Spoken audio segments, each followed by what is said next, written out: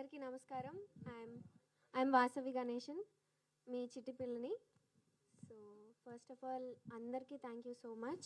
Special thanks to Suresh sir and Venugopal sir. ఇంకా yeah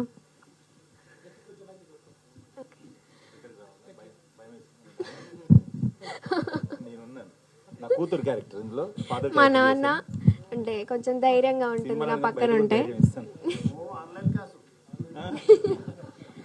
so thank you so much Bhikshu sir and Venkat sir, Rudra Sai sir for giving me this beautiful opportunity.